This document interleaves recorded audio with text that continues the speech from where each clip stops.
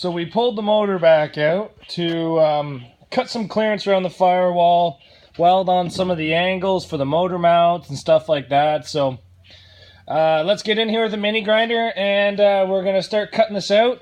I'm just going to make a little bit more higher clearance for the transmission, and I'm going to try to leave most of the transmission tunnel in. I'm going to probably have to start cutting right about there to there for the shifter, but a lot of it will be recut once it's in there. It's just I want to get a lot of this firewall cut out while the motor's out and the motor mounts welded in. So let's get this going.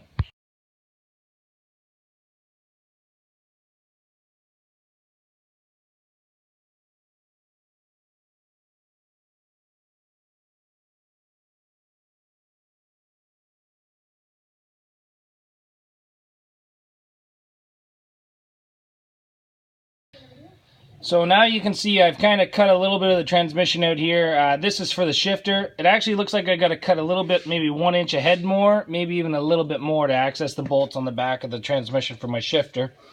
Over there where the tunnel used to be, I cut it out so when the motor starts bending up, it doesn't break the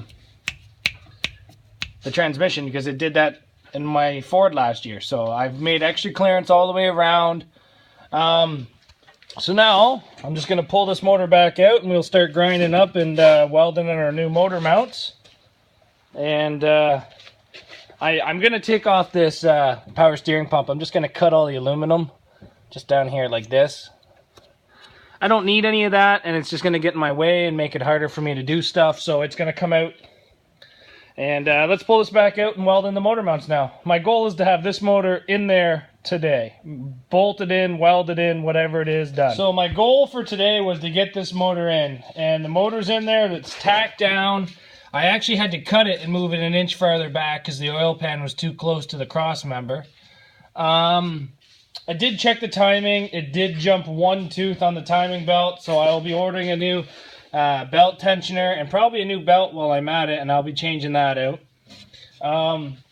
I did get my shifter mounted and got the transmission tunnel cut to how I wanted.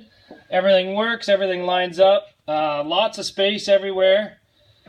These motors fit really nice into these cars. If I didn't know any better, this motor could have came factory inside this car, how well it went into that hole.